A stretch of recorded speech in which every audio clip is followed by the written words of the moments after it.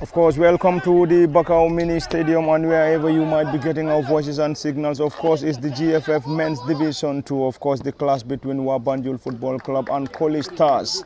And we have to apologize for being late for the very first minutes in this contest at the Bakau Mini Stadium. It is already Colley Stars up against WAA Banjul. WAA Banjul already relegated from this year's GFF Men's Division 2. WAA Banjul dressed in black and yellow shirts, black shorts and black socks, playing from our left to right from our commentary cabin, whilst Colley Stars dressed in red shirts, black shorts and red socks. WAA Banjul, currently under the guidance of Padudu Jan and having the assistance of Pajame, is starting with Amadou Jete in goal, Lamin Suso, team captain Suleiman Gay, Usman Nyasi, Alassana Jane, Abdoulaye Sarr, Boubacar Faye, Aliou Badara Jack, Ibrahima Sow, Kemo Gomez and Osman Fofana completing the 11 for WAA Banjul. And Colley Stars is starting with Karunka Suso for the very first time after injury to the first goalkeeper Hassan Gomez and Mohamed Sonko respectively. Karunka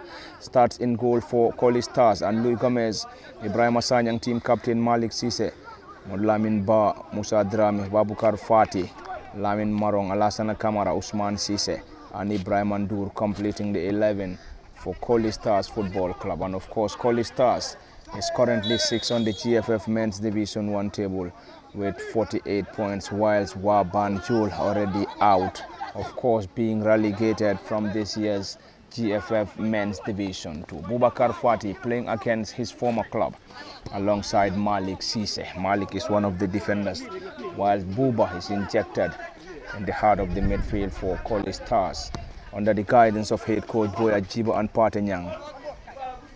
It is the boys in red against the boys in blue. Currently, Lamin Marong is down, and he is currently down in Jordan. Central referee is Ibrahim Atamba, having the assistance of Dauda Sonko, Manik Marong and Barham Cham serving as the fourth assistant referee. It is Colley Stars, Boubacar Fati playing that quickly, and the central referee has already asked him to get the ball back. The referee is Ibrahim Atamba. Ibrahim at a great position, giving the final instruction. And it is Colley Stars in red and black against WAA Banjul in yellow and black. The capital-based club are already out of the GFF Men's Division 2, and the team will be playing in the third tier next season.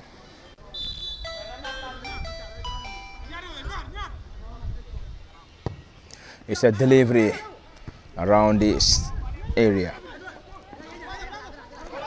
WAA Banjul regained possession. Not a very good control this time around into the gloves of the goalkeeper Amadou Jete. Jete Amadou is the custodian, and an arm throw around the center. WAA Banjul lost possession. It's now Mohamed Lamin Ba who surged forward, looking for options, and the flag of the assistant referee is already up against Ibrahim Andour for an offside. Offside to WAA Banjul, and the capital-based club will have the opportunity. The team is currently starting with Amadou Jete in goal, Lamin Suso, Suleiman Gay, Usman Nyasi, Alassana Jane, Abdoulaye Sarr, Boubacar Faye, Aliou Badara Jack, Ibrahima Sow, Kemo Gomez and Usman Fofana completing the 11 for the boys in black and yellow. WAA Banjul already relegated. Goalkeeper trying to dribble pass, and already he's been rewarded by the central referee. That would have been costly, but anyway, central referee just there in time to get that ball for WAA Banjul Football Club. Custodian Amadou Jete. Jete Amadou will surely get this. And we're currently having two of the players warming up for Colley Stars Football Club in the very first minutes of this lively contest. Amadou Jete, the custodian, is a long one into the half of WAA Banjul or Colley Stars. Lamin Marong to Louis Gomez.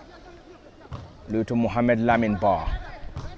Back to Louis Gomez. It's a defensive trio for Colley Stars. Louis Gomez, Ibrahima Sanyang and Malik Cisse. Team captain Ibrahima looking for options, spreading it further, trying to connect the run of Mohamed Lamin Ba up front. The ball is too strong. The ball is too strong, and of course it's a goal kick.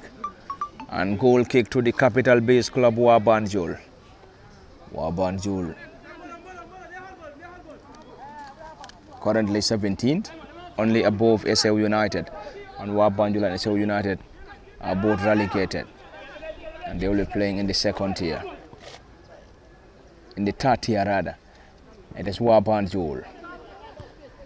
And WAA Banjul will be playing third division in Banjul, whilst SAU United will be playing third division in NBR.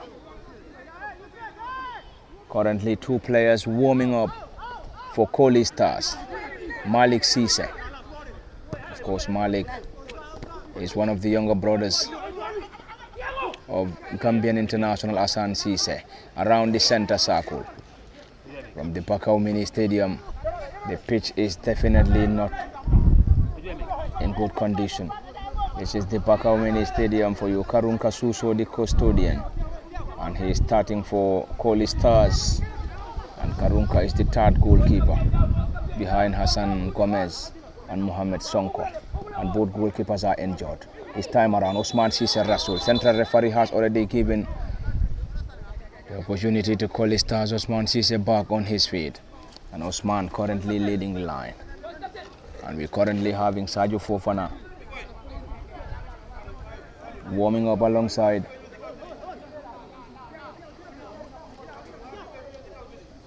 Boubacar Fati against his former club alongside Malik Cisse. Malik is one of the central defenders and Boubacar Fati is the holding midfielder. Fati Boubacar flutes that ball forward, trying to connect the run of Musa Drame.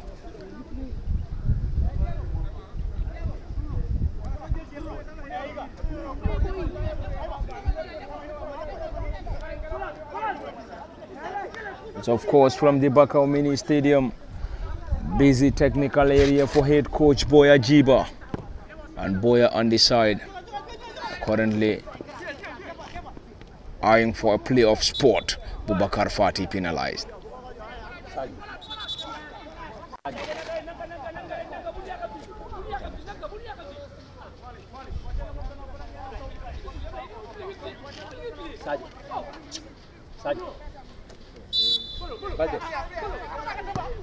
A delivery from WAA Banjul, Ibrahima heading that ball shot. Boubacar Fati. WAA Banjul trying to test the goalkeeper from distance. Boubacar Fati, but never troubled the custodian Karunka Suso.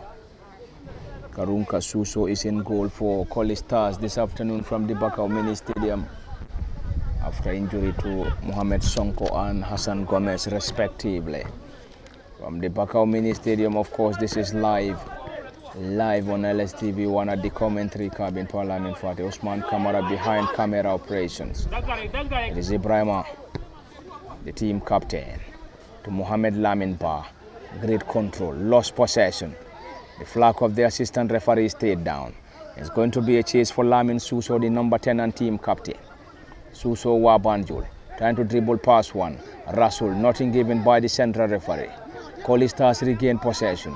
Mohamed Lamin Ba to Alassana Kamara. Ball being caught out around the center circle. The capital base club, great control and turn, looking for options. Alassana Kamara regain possession. It is Colley Stars to start the play from their own half. Lamin Marong this time.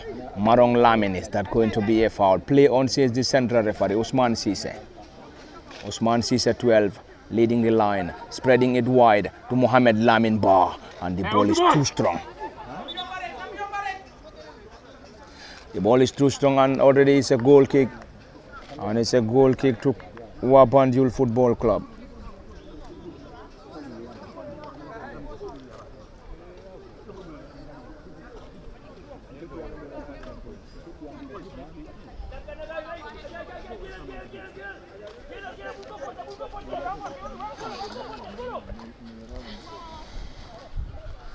It's WAA Banjul nil, Colley Stars nil from the Bakau Mini Stadium and live on LSTV1. Musa Drame to Ibrahim Andur, trying to have his way out, caught out badly.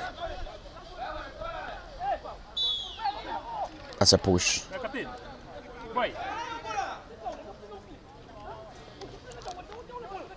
That's a push signaled by the central referee Ibrahima Tamba. And Ibrahima is having the assistance of Dauda Sonko, Manyik Marong and Barham Cham as the fourth assistant referee. The player is currently down and will be attended first by the central referee Ibrahima Tamba before giving any green light for the medics to come to his rescue, supported by the referee Ibrahima, and the player is back on his feet. It's going to be a delivery for WAA Banjul, and WAA Banjul already relegated up against Colley Stars. And Colley Stars Football Club under the guidance of Boya Jiba and Patinyang, team owned by Gambian international and central defender, of course, team captain Omar Colley. Of course, the sporting director is Futi Danso, who is also a former national player. Lamin Marong lost possession. It is WAA Banjul. Lamin Suso. Malik Sise back to Karunka Suso.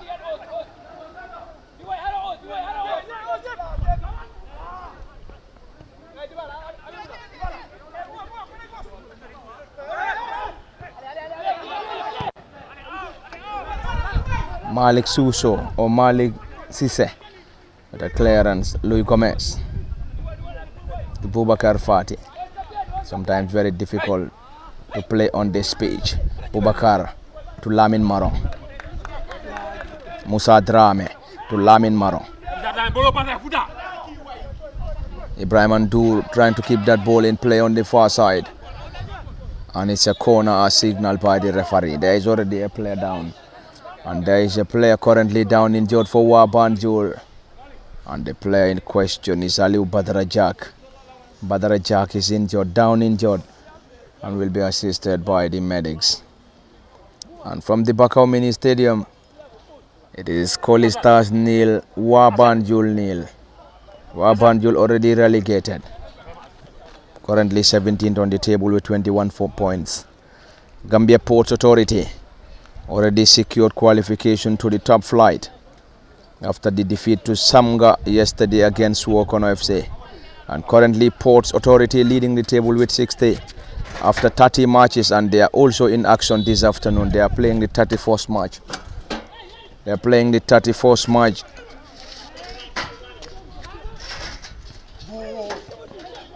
That was definitely very close, but never troubled the goalkeeper. That should have been the opening goal for Colley Stars Football Club. Gambia Ports Authority leading the table with 60 points. Already qualified Medina United, second with 58 points. And Medina United will be hoping for Samga to drop points in their next game to also confirm their spot in the top flight next season.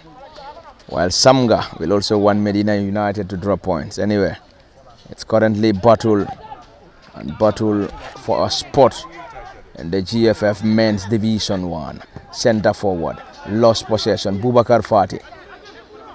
Fati Bubakar getting that ball forward. Ibrahim Andur heading it down. This time Usman Sise. Usman regained possession, but the central referee has already awarded an infringement. It's a foul to WAA Banjul, and it is currently 0-0 from the Bakau Mini Stadium. Custodian will take this for WAA Banjul, Amadou Jaite. Amadou floats that ball forward, headed out partly.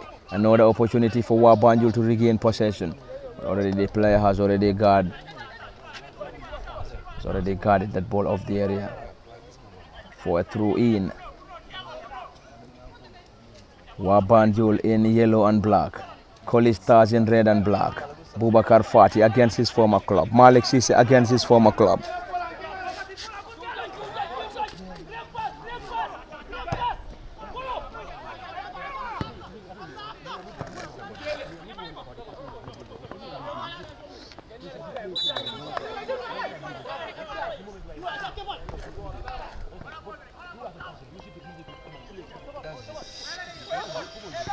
Malik Sise handing it down to WAA Banjul, spreading it wide. Aliu Badarajak. Is that a foul? Yes.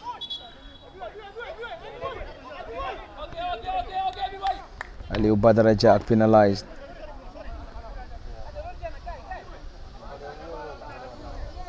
Bubakar Fati is currently down Currently down injured for Colley Stars Football Club, and Boubacar is playing against his former club.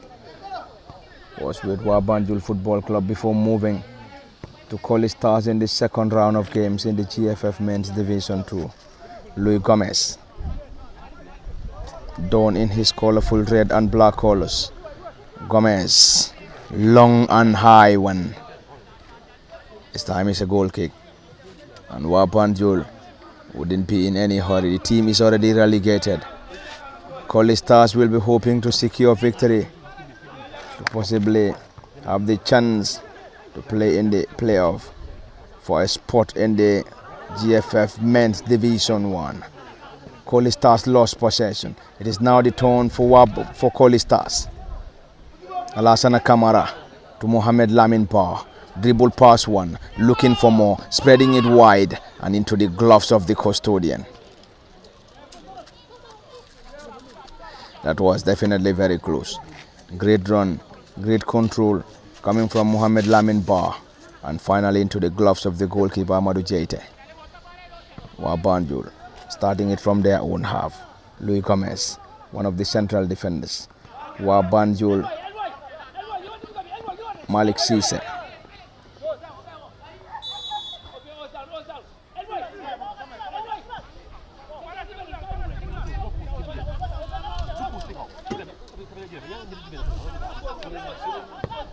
Boubacar Fati trying to connect the run of Mohamed Lamin Ba, caught out by WAA Banjul.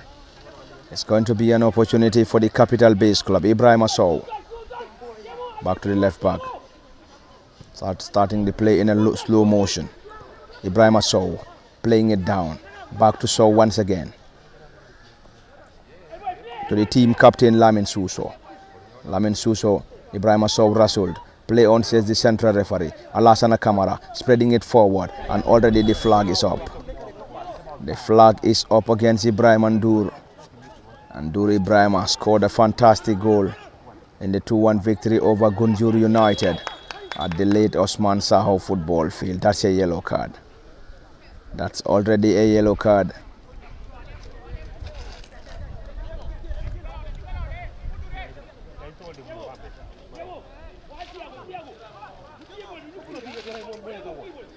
Alassana Kamara is thrown a yellow by the central referee Ibrahima Tamba, and Ibrahima is having the assistance of Dauda Sonko, Manyik Marong and Barham Cham as the fourth assistant referee in the GFF Men's Division 2.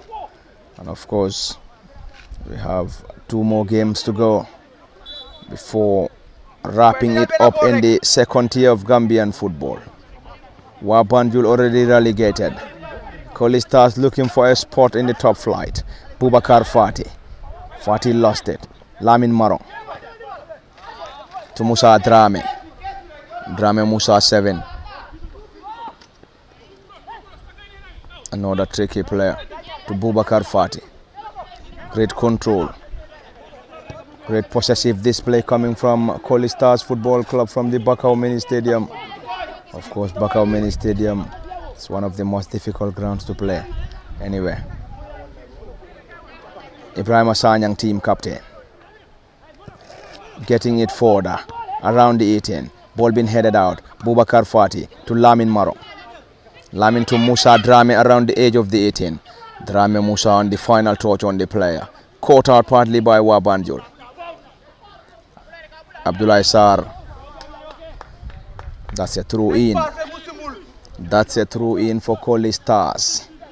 Dressed in red shirts, black shorts and red socks, under the guidance of Boya Jiba and Patenyang. Playing from our right to left from our commentary cabin. Currently 6th on the GFF Men's Division 2 table standing. Of course, WAA Banjul already relegated on 17th. Back to the left back. Kemo Gomez. Kemo getting it long. Louis Gomez heading it down for Colley Stars. WAA Banjul regain possession. Back to the goalkeeper Amadou Jaite. Currently having some pressure from the centre forward Osman Cisse. It is now the opportunity. Ibrahim Ndour. Ndour Ibrahim trying to test the goalkeeper from distance. He scored a similar goal in the 2-1 victory over Gunjur United and tried the goalkeeper from distance, but this time around never troubled the goalkeeper. And the goalkeeper will now have the opportunity to deliver the goal kick.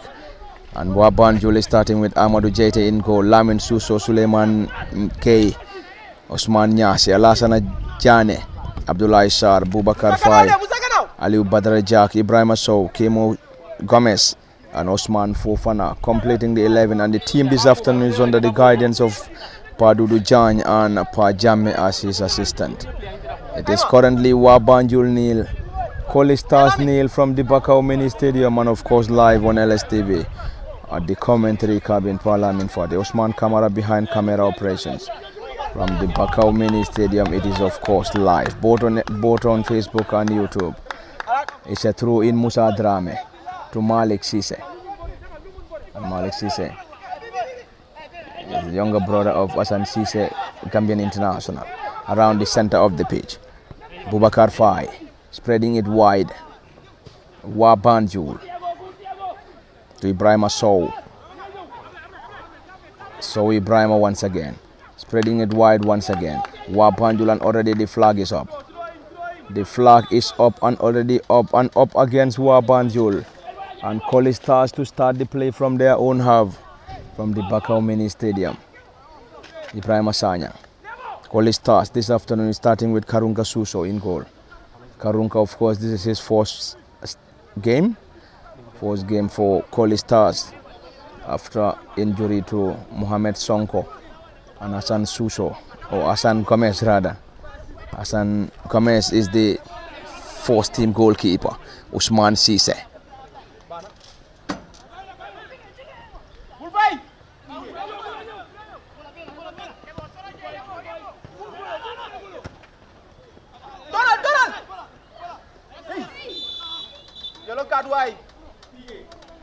Alassana Kamara Rasul, and that's a yellow card.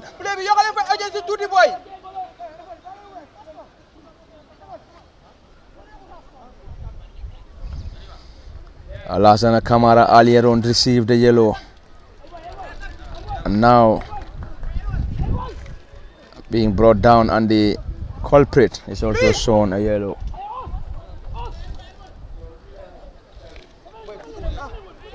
Who is going to deliver? Currently having, that's a yellow card to the team captain. We believe that must be due to a protest. The team captain number 10, Lamin Suso, also received a yellow.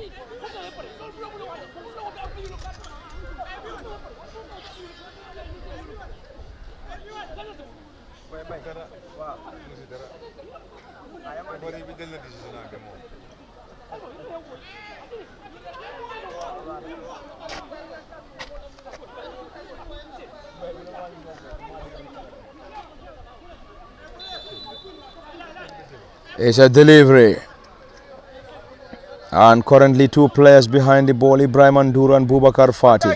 Bubakar Fati to deliver, flutes that into the gloves of the goalkeeper, and the goalkeeper is Amadou Jaite. Bubakar Fati against his former club, WAA Banjul. Louis Gomez on the final touch, and it's going to be a throw-in on the far side to the boys in yellow and black. The capital-based club WAA Banjul, already relegated from the GFF Men's Division 2, second tier of Gambian football to be precise. It is Louis Gomez, partly cleared. Another opportunity for WAA Banjul to launch, and the central referee Ibrahim Atamba has already given the opportunity to WAA Banjul at a great position for the capital-based club to deliver. Dressed in yellow and black shirts, black shorts rather, and black socks. At a great position, WAA Banjul will have the opportunity to deliver. Already relegated. Colley Stars eyeing for a spot in the top flight, and currently they can't finish first or second. They might be hoping to secure a playoff spot to possibly have the chance to play in the top flight of Gambian football.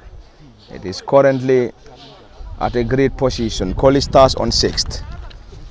Colley Stars, under the guidance of Boya Jiba, is currently 6th after 31 matches, won 11, drew 15, lost 5, and with 48 points.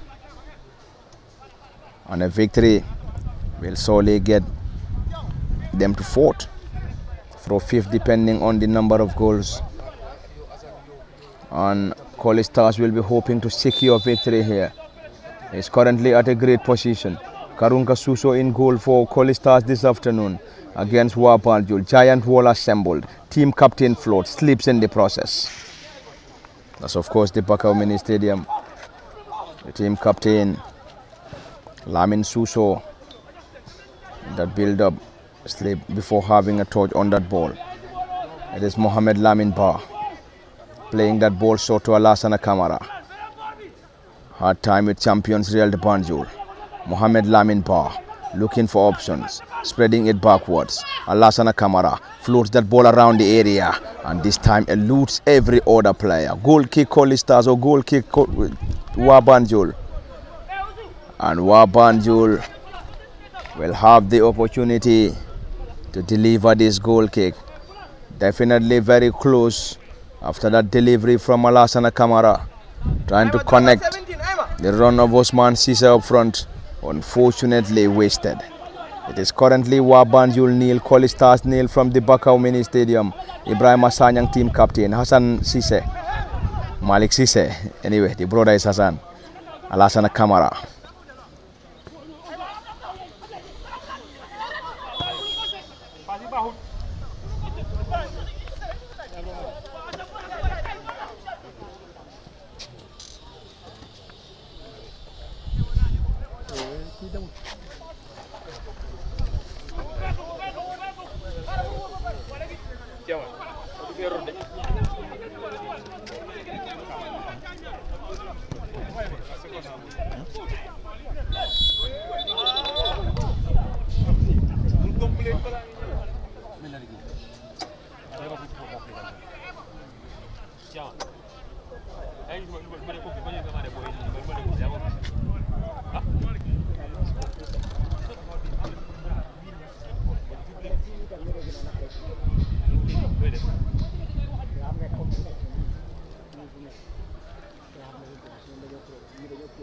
Ibrahim Atamba, central referee, has urged the player to wait for the whistle and WAA Banjul to benefit from that. Abdullah Sar to Suleiman Gay. Suleiman going long, trying to connect the run of Alassana Jani up front, and Alassana lost it. WAA Banjul will try to regroup, whilst Colley Stars will deliver the throw in on the far side. Louis Gomez with a long one. Ibrahim Andur, Usman Sise, back to Mohamed Lamin Ba. The boys in red and black. Alassana Kamara spreading it wide. Musa Drame to Malik Sise.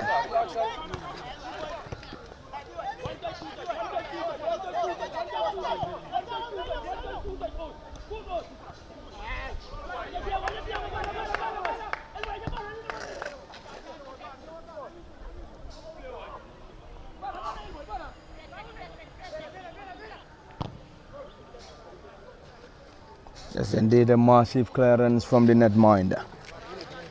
It is still 0-0 in Bakau. WAA Banjul nil, Colley Stars nil. Bubakar Fati to Louis Gomez. Louis dropping it down to Mohamed Lamin Ba, who lost possession.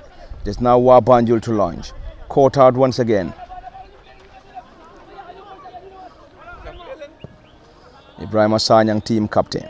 Heading it down. Ibrahim Antur, another opportunity for Colley Stars. Ball been headed out partly.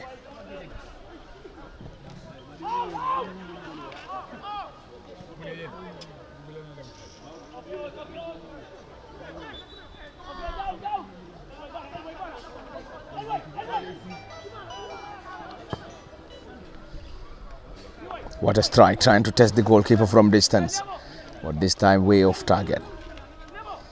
It's still 0-0 in Bakau. 0-0 between Colley Stars and WAA Banjul.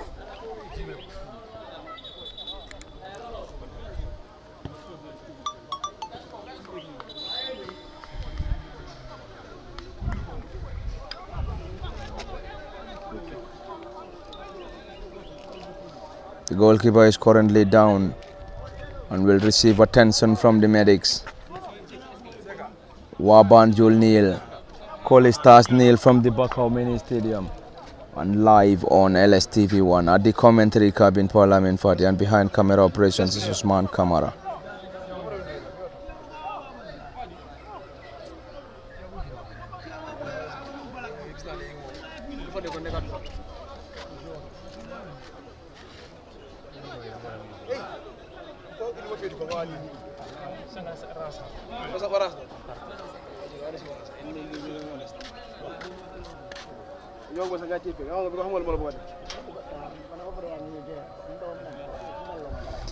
The goalkeeper is still down, and he's still down back on his feet, and the custodian is Amadou Jete. Jete is in goal for WAA Banjul, and Lamin Suso has already started. Suleiman Gay, Usman Nyasi, Alassana Jani, Abdullah Sar, Bubakar Fai, Aliou Badara Jack, Ibrahim Sow, Kemo Gomez, Usman Fofana, completing the 11 for the capital-based club WAA Banjul, and the team has already relegated. Is that a handball? Yes, given by the central referee Ibrahim Tamba. Tamba is the custodian, assisted by Dauda Sonko, Manik Marong and Barham Cham as assistants. Barham is the fourth assistant referee. Lamin Marong to take this. 10 on his back. Crowded penalty area. Currently having almost every player for WAA Banjul behind the ball. Lamin Marong not a great one. Usman Sise or Malik Sise. This time it is Osman. Usman Sise leading the line. And Colley Stars having 3 of its players warming up. Musa Nyase is one of those. Ahmad Jalo and Sadio Fofana. Of course, the trio of players warming up for Colley Stars. It is the team captain Lamin Suso. Dribble pass one, still looking for more. Lost possession. Musa Drame to Lamin Marong. Musa Drame once again, trying to use his space on the far side. It's going to be an opportunity. Colley Stars player Rasul and Musa couldn't keep that ball in play. And finally cleared by WAA Banjul. Lamin Suso. Lamin Suso is the team captain. Playing that ball short to Aliou Badara Jack. Suso once again, spreading it further. Louis Gomez to the goalkeeper Karunka Suso. Karunka, of course, playing his debut for Colley Stars. He's the third goalkeeper behind Mohamed Sonko and Hassan Gomez. Both Mohamed and Hassan are injured. Ibrahim Sanyang team captain going long, trying to connect the run of Ibrahima. Louis Gomez around the edge, caught out by WAA Banjul. It has been a brilliant and lively contest from the Bakau Mini Stadium. Not a very good, not a good condition. Anyway, Bakau Mini Stadium for you. Around the area. This time it is Mohamed Lamin Ba. Louis Gomez trying to get that ball around the area. Sliding header. This time caught out. Musa Drame penalized this time around. Musa Drame penalized. Bakau Mini Stadium is the venue between WAA Banjul and Colley Stars in the GFF Men's Division 2, second tier of Gambian football. WAA Banjul on 17th, Colley Stars on 6th. WAA Banjul already relegated. Colley Stars eyeing for a spot in the top flight.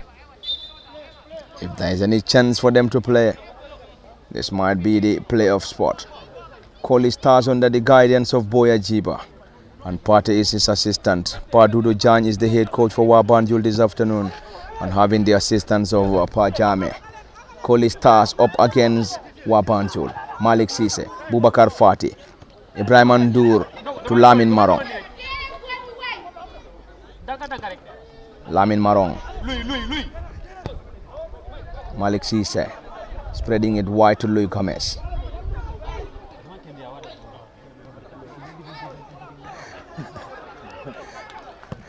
Ibrahim Sanyang, team captain, to Musa Drame. Musa looking for options, spreading it wide. Headed out partly. Still around the edge of the 18. Musa, another opportunity.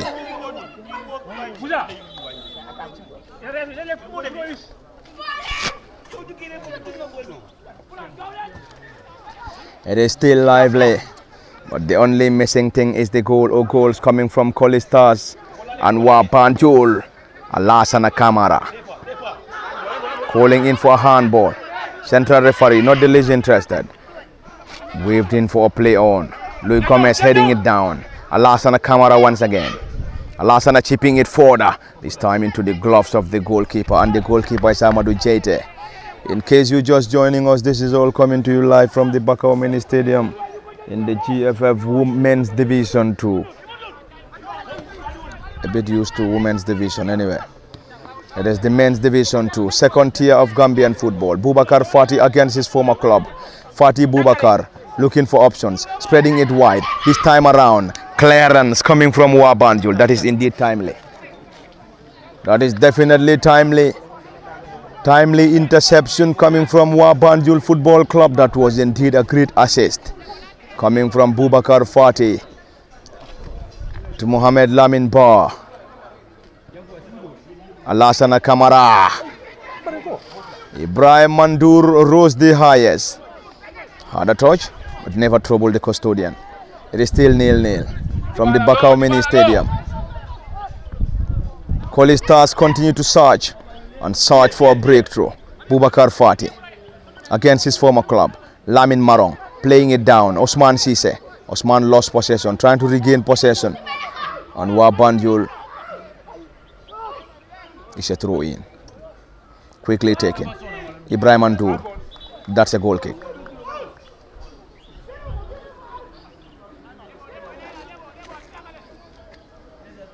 Three players warming up for Colley Stars.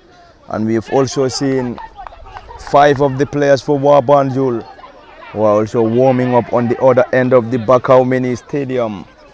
And of course from the Bakau Mini Stadium live on LSTV at the commentary cabin as usual, Lamin Fati and Osman Kamara as usual behind camera operations. It's a throw in for the boys in red and black.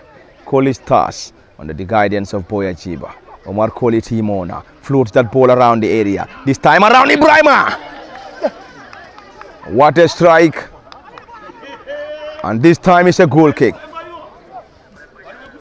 What a strike. What a hit from Ibrahim Andur, but this time never troubled the goalkeeper. He scored one of the goals in the 2-1 victory over Gunjur United. And he has been injected in the starting 11 for Colley Stars this afternoon against WAA Banjul in Bakau. Musa Drame playing it long. Boubacar Fati back to Alasana Kamara. Alasana wrestled and rewarded at a great position, and Colley Stars will have the opportunity. This is indeed at a great position. Colley Stars just need a dead ball specialist. They just need somebody who will just find the back of the net for them. At a great position, inches off the 18-yard. It's currently Colley Stars 0, WAA Banjul 0. At a great position, who is going to get this? Boubacar Fati is one of the dead ball specialists. Team captain Ibrahim Asanyang is currently on the ball. Currently having that discussion between Ibrahim Andur and Boubacar Fati. Who is going to deliver? Certainly is going to be Boubacar Fati or Ibrahim Andur to deliver.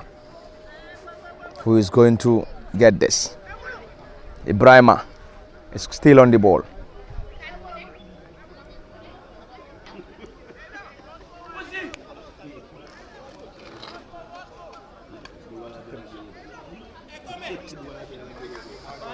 To the final moments of the fourth period, as we have already played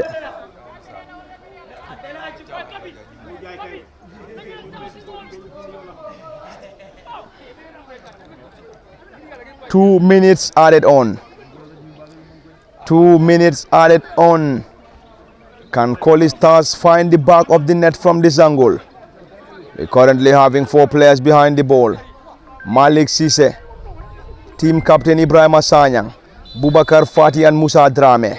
Fati is going to deliver. Floats that. Never troubled the goalkeeper. And into the final moments of the fourth period at the Bakau Mini Stadium. In the game between Colley Stars and WAA Banjul. WAA Banjul already relegated. Colley Stars hoping to secure a spot in the top flight. And if the team is able to get that, they have to negotiate it from the playoff spot. Currently sixth on the table, standing with 48 points under the guidance of Boya Chiba. It's a strong one. Bubakar Fati dropping it down. Another throw in WAA Banjul. WAA Banjul Football Club this afternoon under the guidance of Padudu Janj.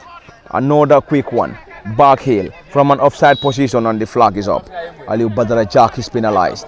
Colley Stars will surely get that quickly into the final moments of this crucial and lively game. Malik Sise, one of the defenders. Malik going long, trying to connect the run of Osman. Osman this time around. Alassana Kamara to Mohamed Lamin Ba around the edge. Alassana Kamara looking to dribble past one. Dispossessed. Aliu Badara Jack.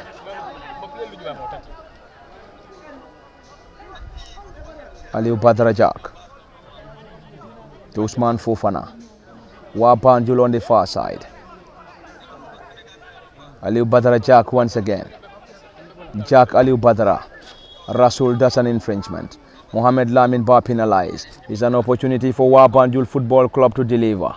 WAA Banjul Football Club dressed in black and yellow. Black and yellow shirts. Black shorts with yellow strips and black socks. And WAA Banjul playing from our right to left, or left to right rather, whilst Colley Stars kicking from our right to left from where we are seated at our commentary cabin. It's going to be a delivery. Probably this might be one of the final moments of the first period from the Bakau Mini Stadium. And of course the Bakau Mini Stadium hosting this crucial and lively game. Lively game from the Bakau Mini Stadium. Colley Stars up against WAA Banjul, who is going to secure victory. Louis Gomez heading it down. WAA Banjul trying to test the goalkeeper from distance. And the custodian is Karunka Suso. And there we go. It is half-time, and half-time in Bakau.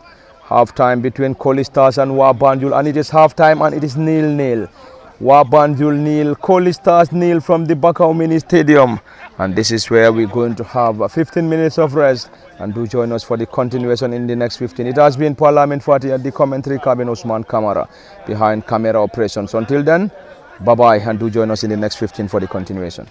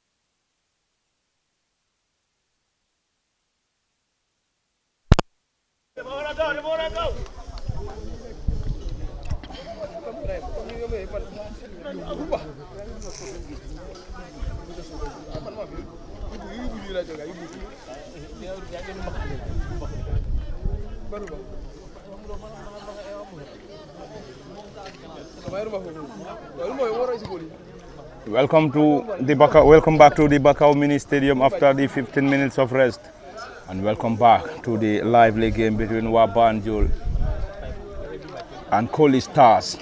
It's just a few minutes into the contest. Of course, in the second half, it's still Colley Stars nil, WAA Banjul nil. And WAA Banjul now playing from our right to left from a commentary cabin, whilst Colley Stars playing from our left to right. And in this contest, WAA Banjul starting with Amadou Jete in goal, Lamin Suso, Suleiman Gay, Usman Nyasi, Alassana Jane, Abdoulaye Sarr, Boubacar Faye, Aliou Badra Jack, Ibrahima Sow, Kemo Gomez, Osman Fofana completing the 11. And the team is under the guidance of Padudu Jan this afternoon. It's a long one. Colley Stars, Mohamed Lamin Ba, leaving it for Alassana Kamara. Alassana caught out. What a chance wasted by Colley Stars. Boubacar Fati regain possession, spreading it forward. Lamin Marong trying to test the goalkeeper from distance.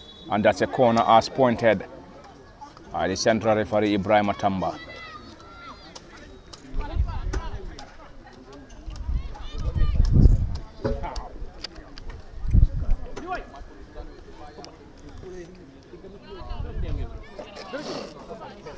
Alassana Kamara will deliver the corner.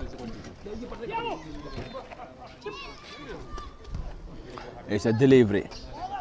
Quarter. Alassana Kamara regained possession, trying to test the goalkeeper. Point away by the custodian.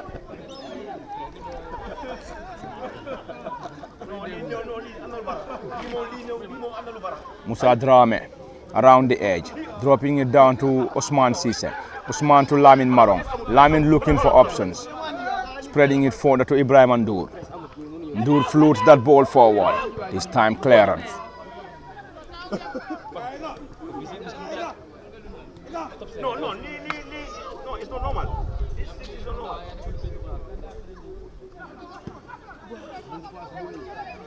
The ball is still in play. Mohamed Lamin Ba. Ba floats that. This time it's a thumping header coming from team captain Ibrahim Sanya. And Ibrahim is a double substitution. WAA Banjul is taking off. Osman Nyasi is one of the players to be substituted. Boubacar Faye.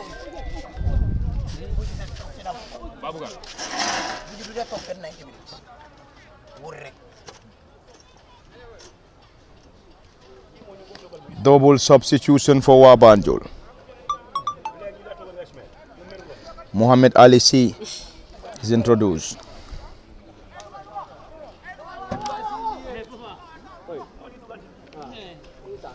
Mohamed Ali C introduced,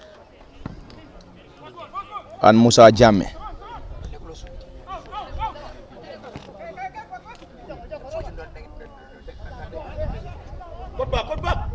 It's the strong one into the gloves of the goalkeeper Karunka Suso.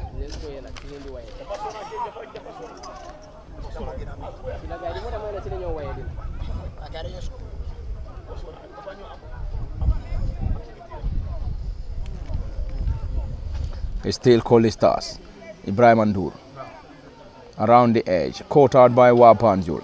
Mohamed Ali C, the new entrant.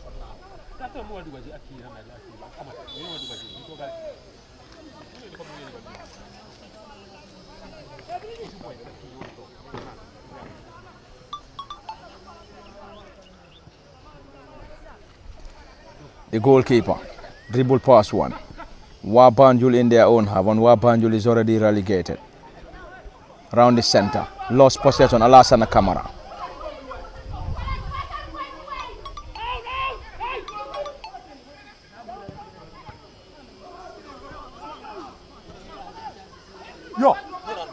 Louis Gomez, Usman, and that's a goal. And that's the breakthrough. Usman Sise with the only goal so far. And that's a goal from the Bakau Mini Stadium. And from the Bakau Mini Stadium. And of course, it's a goal coming from Osman Sise. And Osman Sise broke the deadlock at the Bakau Mini Stadium. It is currently Colley Stars 1, WAA Banjul 0. Colley Stars under the guidance of Boya Jiba and Patenyang. And Padudu Jan is on the dugout for WAA Banjul. Double substitution.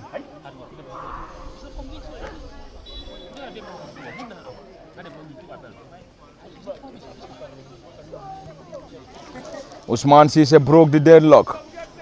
And it is currently WAA Banjul 0, Colley Stars 1 from the Bakau Mini Stadium. Musa Drame to Bubakar Fati. Ibrahim Andur to Musa Drame. Ahmad Jallo and Sadio Fofana will be introduced any moment. It's going to be double substitution. Double substitution to be effected. Ibrahim Andur to Musa Drame. Drame back to the left back, Malik Sise. Bubakar Fati against his former club. Was with WAA Banjul before switching allegiance to Colley Stars in the second round of matches. Mohamed Lamin Ba. Louis Gomez lost possession. Lamin Marong this time serving as a defensive player. Back to team captain Ibrahima Sanyang. Sanyang Ibrahima.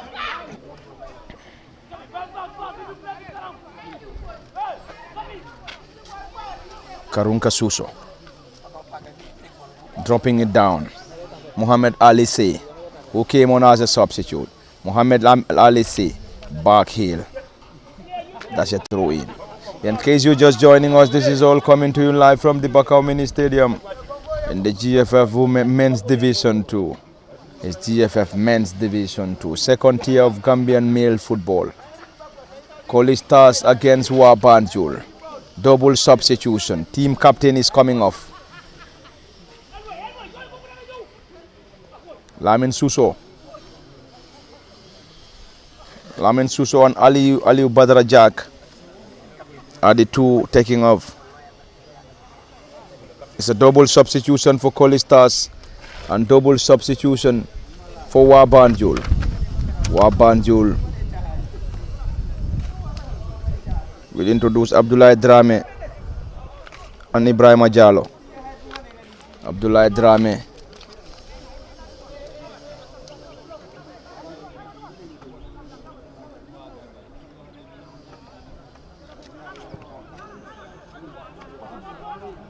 and Ibrahim Jallo. Around the edge, Osman Sise.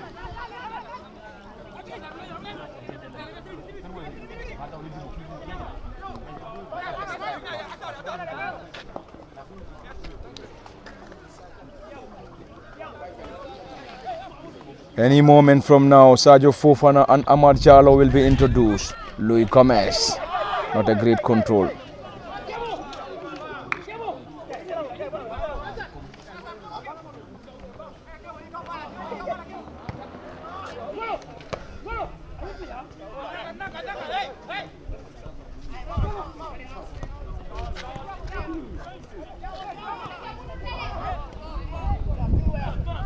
Colley Stars. Mohamed Lamin Ba trying to go solo, and he troubled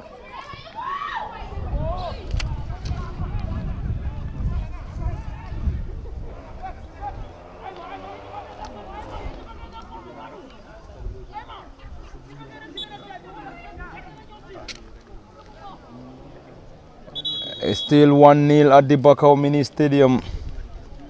2-0 in favor of league leaders Gambia Ports Authority against Ouagadougou. It's currently Gambia Ports Authority 2, Ouagadougou 0. Sadio Fofana introduced. Ahmad Jallo introduced. Osman Sise taking off. Ibrahim Andur taking off. It is still 1-0. And 1-0 from the Bakau Mini Stadium. And 1-0 in favor of Colley Stars. WAA Banjul already relegated. Will be playing in the third tier next season. To the goalkeeper, Amadou Jaite.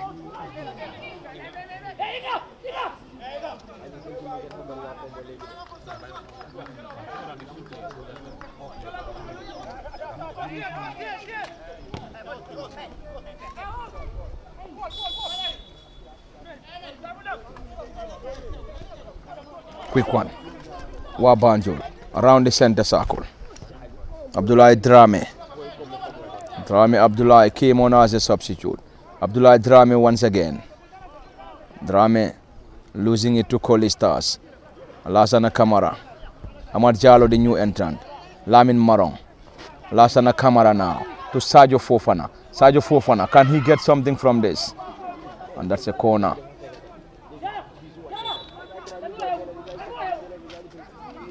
Another substitution.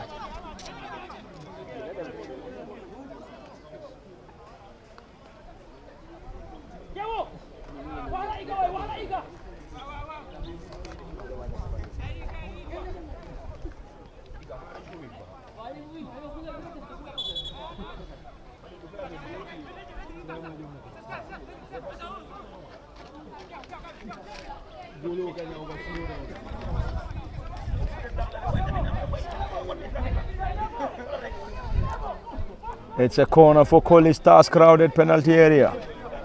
Ibrahim Atamba, the referee, has already given the green light. Lamin Marong floats that. Louis Gomez with a thumping header into the gloves of the goalkeeper.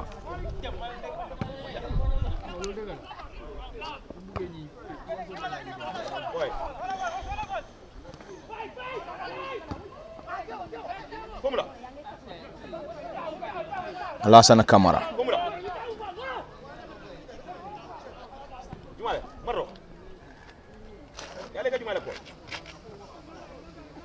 Musa Drame to Malik Cisse. Ibrahim Sanyang to Louis Gomez. It's a defensive trio of Malik Cisse, Ibrahim Sanyang and Louis Gomez. For Colley Stars, Ahmad Jallo. Ahmad trying to go solo to Musa Drame. Drame Musa for Colley Stars. And the team is currently 6 on the table. And a victory will possibly give them a better standing, depending on results elsewhere. Louis Gomez to Mohamed Lamin Ba. Trying to go solo.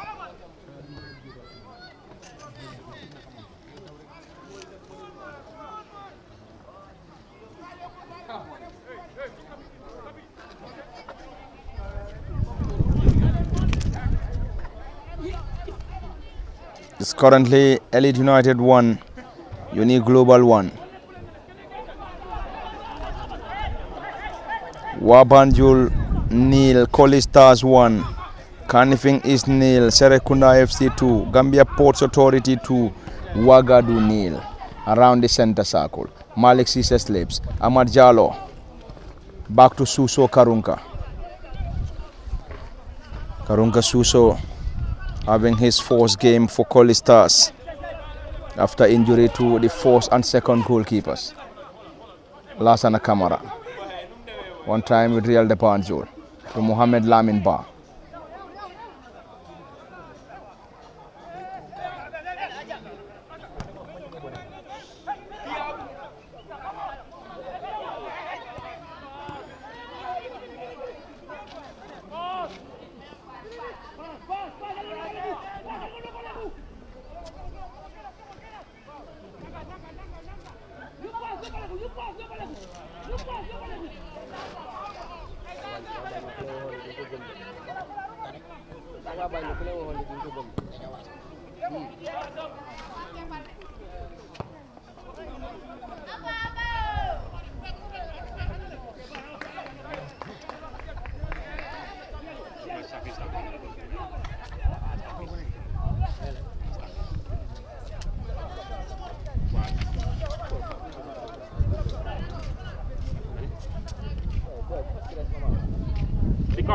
Stick out.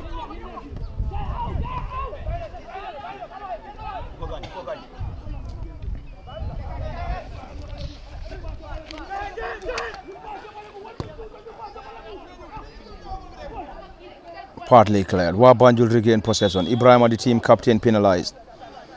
At a great position for the capital-based club to deliver. Dressed in yellow and black. Under the guidance this afternoon of Padudu Jan. WAA Banjul already relegated, currently 17 on the table. WAA Banjul Football Club before this fixture played 31 matches, won 3, drew 12, lost 16 with 21 points. And WAA Banjul will have the opportunity to deliver up against Colley Stars, who before this fixture on 6th with 48 points, played 31 matches, and of course this is the 32nd, won 11, drew 15, lost 5 with 48 points. Gambia Ports Authority currently leading by 2-0 against Wagadu. Ball being taken forward. Eludes every other player. Goal kick Colley Stars, and Karunga Suso will surely get that quickly. Colley Stars leading by 1-0 against WAA Banjul in Bakau. Colley Stars hoping to secure top flight football if they are able to get to the playoff spot. This time it's Alassana Kamara. Alassana to Mohamed Lamin Ba. Around the edge. Mohamed Lamin Ba looking for options. Can he get something? Having it tough currently. And that's a pull. That's a pull on the player. Signaled by the central referee Ibrahima Tamban. Ibrahima is the referee, having the assistance of Dauda Sonko, Manik Marong and Barham Cham as the 4th assistant referee. Karunka Suso the goalkeeper, getting that quickly. Musa Drame going for Ahmad Jallo. Ahmad came on as a substitute. Joined the club in the 2nd round of matches.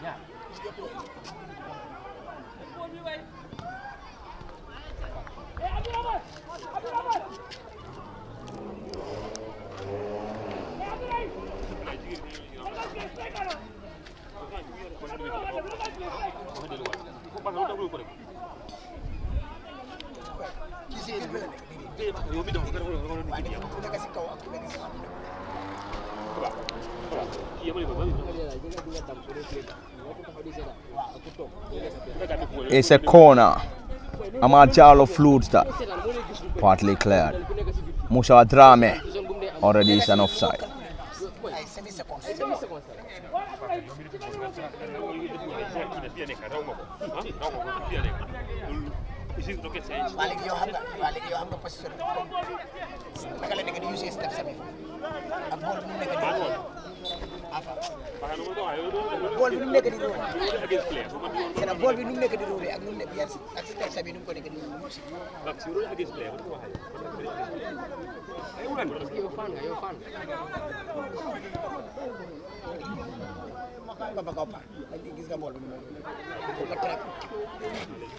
Musa Drame, solid defensive work coming from WAA Banjul. Another double substitution for Colley Stars.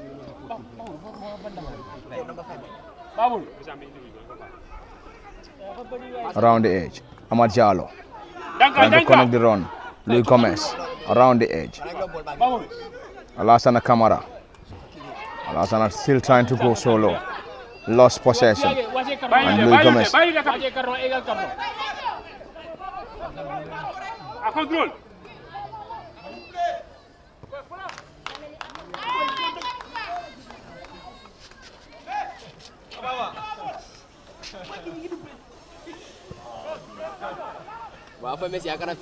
Sadio Fofana. Sadio trying to go solo. Sadio rustled and rewarded. That's a card.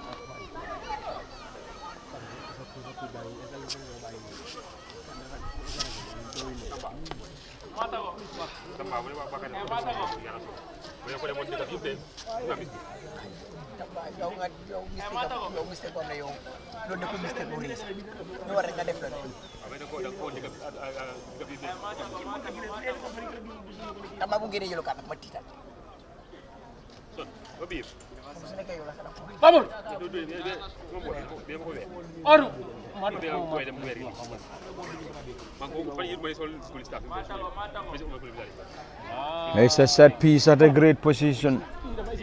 Set piece at a great position.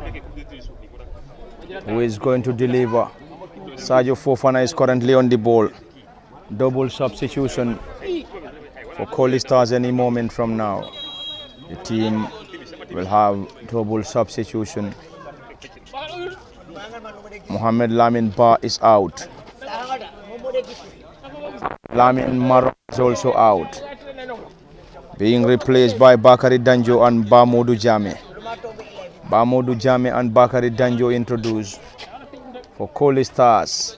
Sadio Fofana on the ball. Sadio Fofana is going to deliver.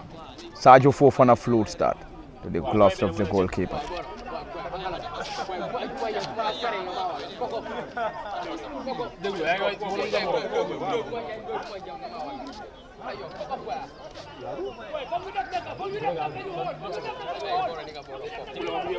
Double substitution effected. The Colley Stars Football Club and Colley Stars currently enjoying the slender advantage. 1-0 is the current score in Bakau against WAA Banjul. WAA Banjul relegated. Bakari Danjo, that's his first touch. Alassana Kamara to Malik Sise. Musa Drame trying to go solo. Lost possession to WAA Banjul. The capital-based club will be playing 3rd division next season. Sadio Fofana, that's a handball. Gambia Port Authority currently leading by 2-0 against Ouagadougou. And Port Authority has already secured qualification to the top flight. It's already qualification for Gambia Port Authority, and Medina United will wait for their subsequent matches. Samga Football Club hoping for a playoff spot. RS Talinding, Elite United, Colley Stars all eyeing for that playoff spot. And Walidan, they are all tied on 48, 48, 50 and 51. And of course 53 respectively. Bamodu Jame caught out by WAA Banjul. Bakari Danjo to Louis Gomez. Bamodu Jame, the ball is too strong. It's another opportunity for WAA Banjul to chase. WAA Banjul Football Club trailed by a 1-0. And currently it is 1-0 in favor of Colley Stars. And Bakari Danjo is rewarded.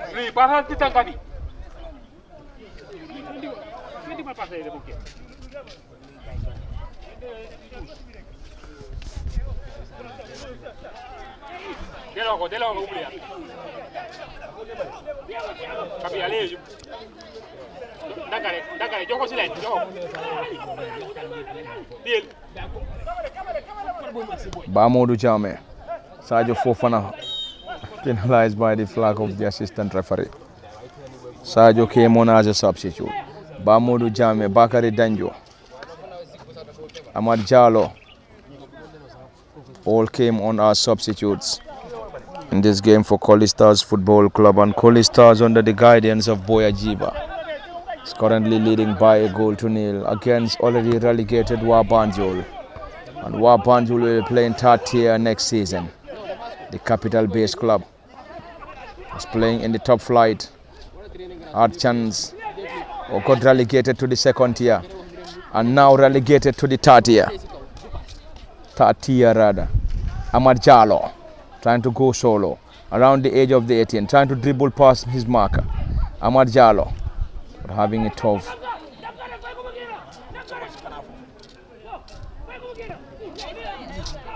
Back to the team captain Ibrahim Asanya.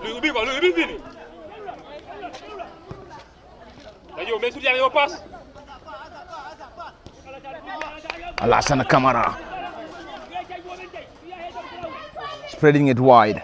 The flag of the assistant referee is up.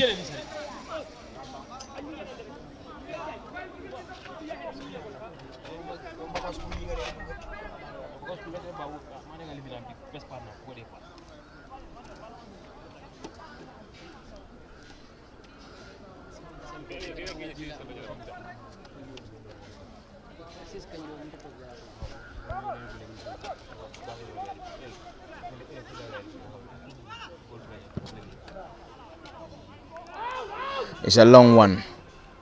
It's a header into the gloves of the goalkeeper Karunka Suso.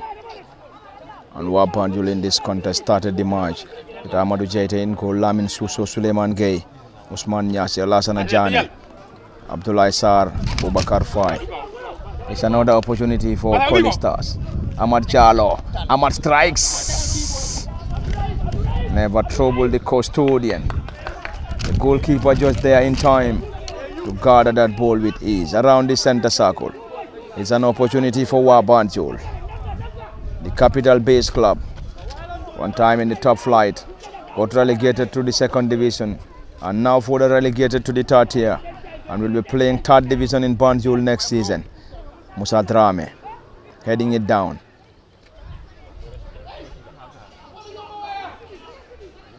Colley Stars hoping to secure a spot in the top flight. Louis.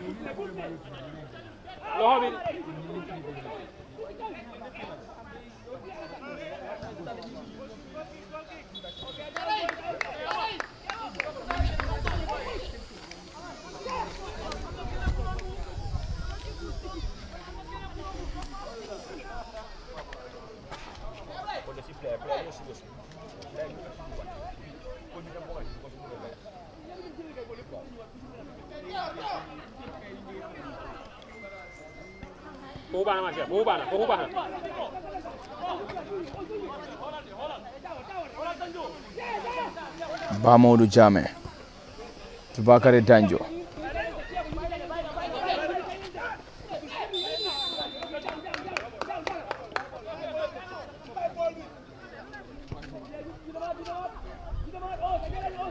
Ball been taken quickly. Spreading it wide to Musa Drame. Musa around the edge, trying to reconnect the advancing players. It's a glancing header.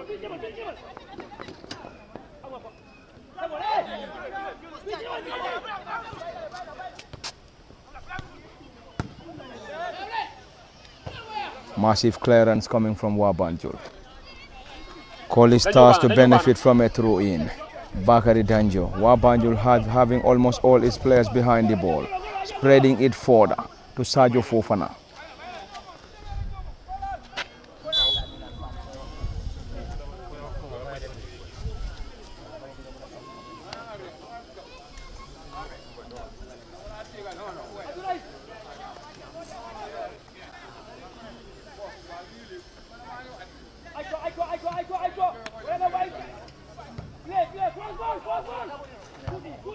It's a strong one around the center circle. WAA Banjul dropping it down. Malik Cisse.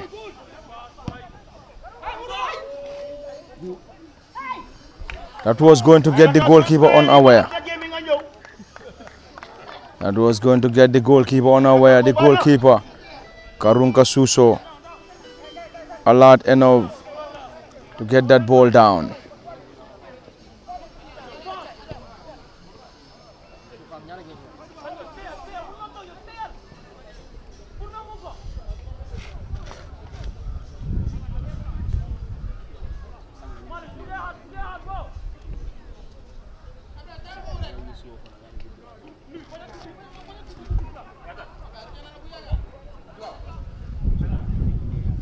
Ahmad Charlo.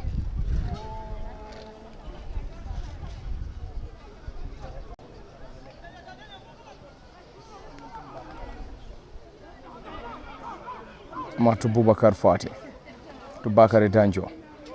Great control, great possessive work. Danjo Bakary around the area. Alassana Kamara, Bamoudou Jame, Sadio Fofana, and that's the second goal for Colley Stars. And Sadio Fofana with the second goal, and currently 2-0 Colley Stars at the Bakau Mini Stadium against already relegated WAA Banjul, and WAA Banjul trail 2-0 against the boys in red and black.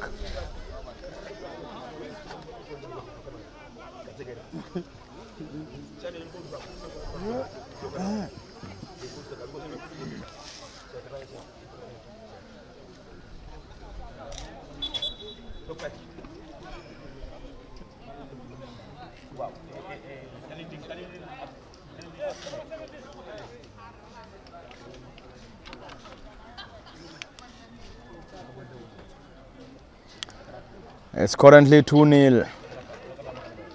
2-0 in favor of Colley Stars. WAA Banjul trail 2-0 at the Bakau Mini Stadium. The team is already relegated. They'll be playing third division next season in Banjul.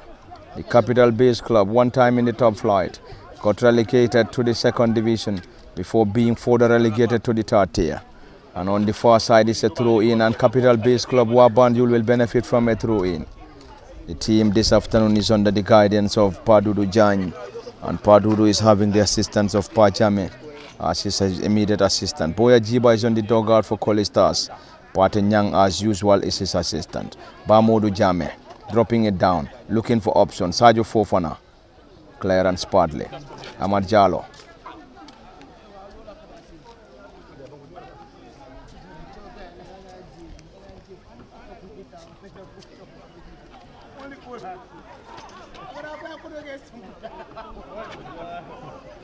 Bubakar Fati against his former club, and in the last fixture played between WAA Banjul and Colley Stars ended 0-0, which was of course in the first round.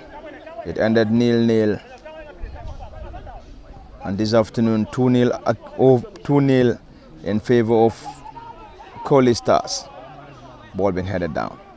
Clearance.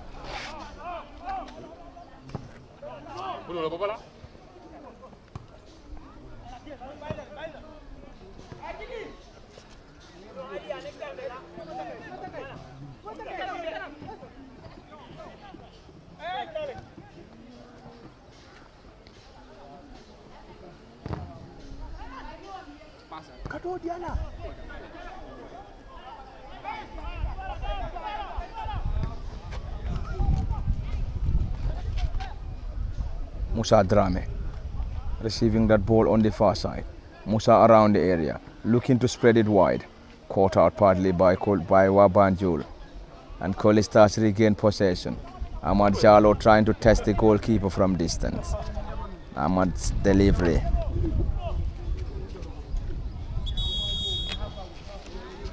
Matar Cisse to be introduced, and of course Matar is the leading goal scorer for the team. Matar Cisse. Cisse 19 will replace Bubakar Fati, and Fati against his former club WAA Banjul. Malik Cisse against his former club WAA Banjul, and WAA Banjul trail. Matar Cisse introduced, Bubakar Fati up taking off. Matar Cisse will further strengthen the attack for Colley Stars. WAA Banjul. Team captain Louis Gomez around the center now. Bubakar Fati. Bubakar Fati already taking off. And Ibrahim Sanyang is down, team captain. Ibrahim Sanyang, the team captain, is already off. And the central referee is Ibrahim Tamba. Tamba with the assistance of Dauda Sonko, Manik Marong and Barham Cham. The medics are already on the pitch for Colley Stars Football Club to give assistance to the team captain Ibrahim Sanyang.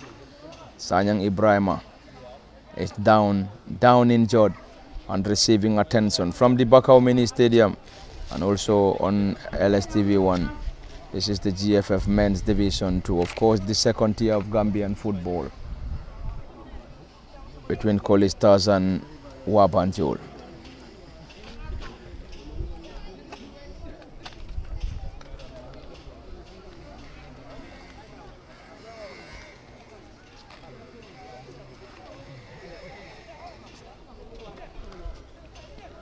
Ibrahim Sanyang is back on his feet.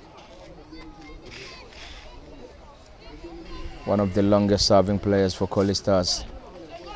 The team captain.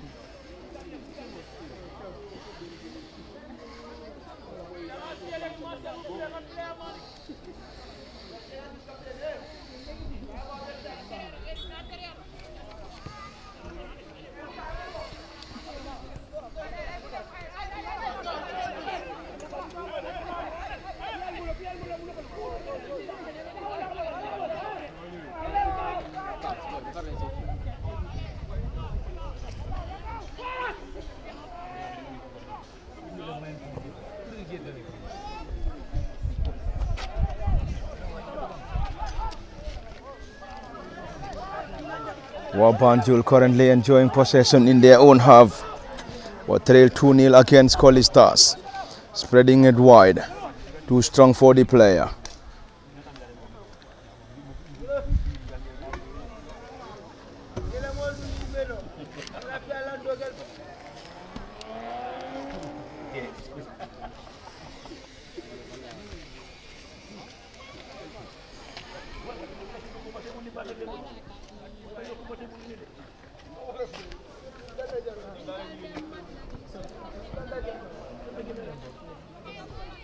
Mazhar Cisse chasing it there, but already headed out by the central defenders of WAA Banjul, and it's of course from the Bakau Mini Stadium in the GFF Men's Division 2, second tier of Gambian football.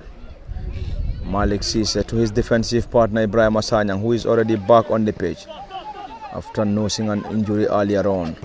Bakari Danjo to Bamodu Jame. Bamodu came on as a substitute alongside Bakari Danjo in the second period. Louis Gomez started this game, lost possession. It is WAA Banjul now. WAA Banjul around the center circle. The boys from the capital currently trailed by 2-0 against Colley Stars. Team owned by Gambian international and team captain Omar Colley. It's another opportunity. Ahmad Jallo lost it.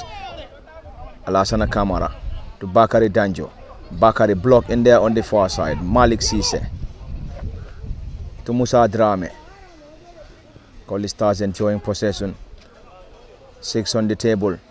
With a victory will possibly have a better standing.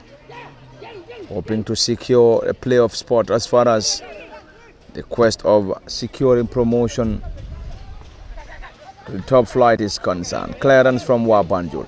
It's a strong header. Louis Gomez had a touch, but Louis penalized by the central referee Ibrahim Atamba. Ibrahim Atamba is the central referee in this game. Dauda Sonko is one of the assistants. Manik Marong Barham Cham is the fourth assistant referee. From the Bakau Mini Stadium, live on LSTV1. Parlament Fatih at the commentary cabin. Osman Kamara behind camera operations. It is still 2-0 in favor of Colley Stars against WAA Banjul. In the first period, or the first half ended 0-0 before Colley Stars getting the opening goal just moments after the break.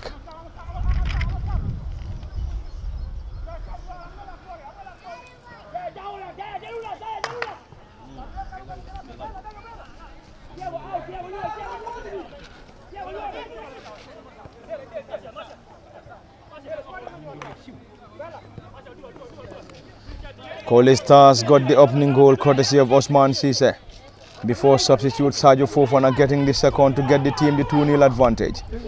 That's a strike on the face. That's a strike on the face. That seems serious. And medics are already on the pitch to assist the player in question. The game is temporarily stopped as the medics are currently having the assistance or giving assistance to the player currently down injured for WAA Banjul Football Club. And time running out for WAA Banjul. But anyway, the team is already relegated. WAA Banjul Football Club. From the top flight to the second tier. And from second tier to third tier. They are playing in the first division. Relegated to second division. And now relegated to the third division.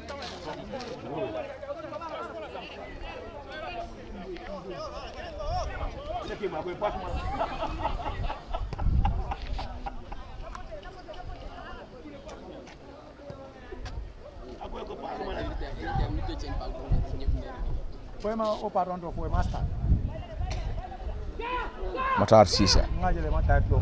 Musa Drame. Musa Drame floating it. Sadio Fofana. And that's the third goal at the Bakau Mini Stadium for Colley Stars. Sadio Fofana with a brace already. Came on as a substitute and scored twice in the second period. Osman Cisse broke the deadlock before Sadio Fofana coming on to get the second. And now it's the third goal. And now is the third goal for Colley Stars and the second for Sadio Fofana. Colley Stars 3, WAA Banjul 0.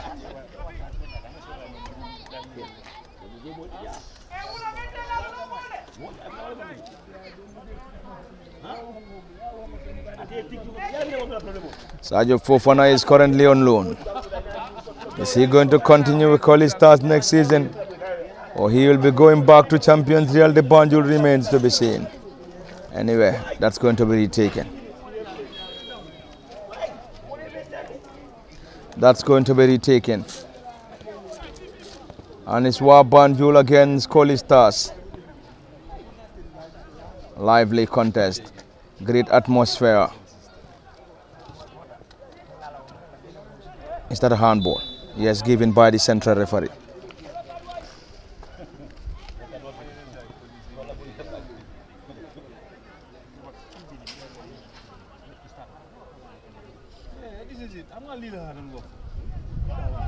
Lively contest from the Bakau Mini Stadium.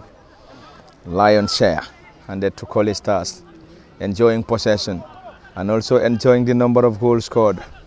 Scored tries against WAA Banjul. First half ended 0-0. The first man sees a fine in the back of the net in the very first minutes of the second period. Sadio Fofana came on as a substitute.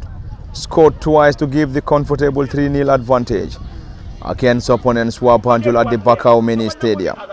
WAA Banjul lost possession to Musa Drame. Musa Drame to Alassana Kamara. This is Matar Sise. Matar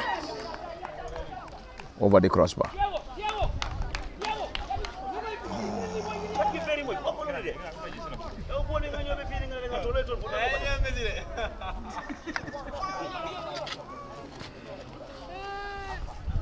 WAA Banjul Football Club this season played 32 matches, won 3, drew 12, beaten 16 times, and on the verge of being beaten for the 17th time. Anyway, currently trailed by 3-0 against Colley Stars. Colley Stars this season played 32 matches, won 11 on the verge of winning the 12th. Won 11 before this game, drew 15, lost 5, and currently with 48 points. And a victory will give them a better standing. Around the area, Alassana Kamara to Sadio Fofana. Sadio to Alassana, lost possession. WAA Banjul, Alassana Kamara strikes! And that's definitely very close for the fourth. That would have been the fourth. And the goalkeeper alert enough to palm that ball away. And the custodian is Amadou Jaite. Amadou Jaite, the goalkeeper, stopping that glorious attempt from Alassana Kamara. Alassana Kamara, 21. On time with Champions Real de Banjul. Former under-20 player. It's a glancing header from Sadio Fofana. Never troubled the goalkeeper Amadou Jaite.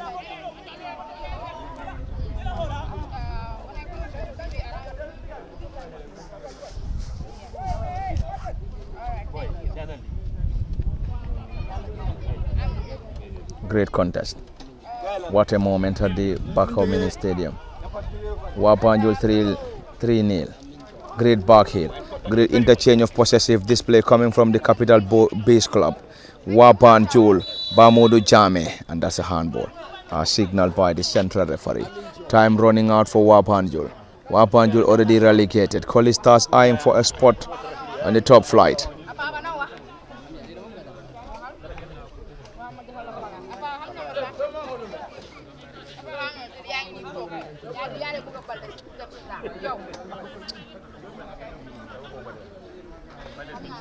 Any moment from now, we will definitely see the additional minutes.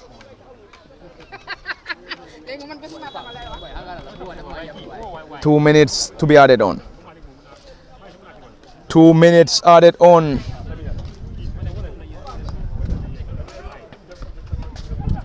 Two minutes for WAA Banjul to score tries, or else it's going to be another defeat. 3 minutes for Colley Stars to hold on or score more. It is around the center circle. Amad Jala to Bamoudou Jame. Sadio Fofana, another new entrant. He has already scored a brace. Fofana Sadio to Bakari Danjo.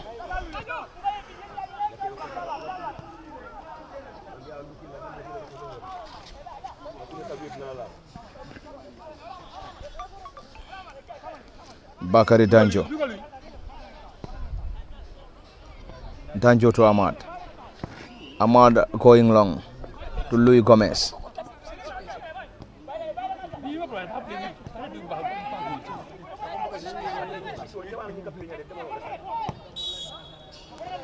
That's a foul.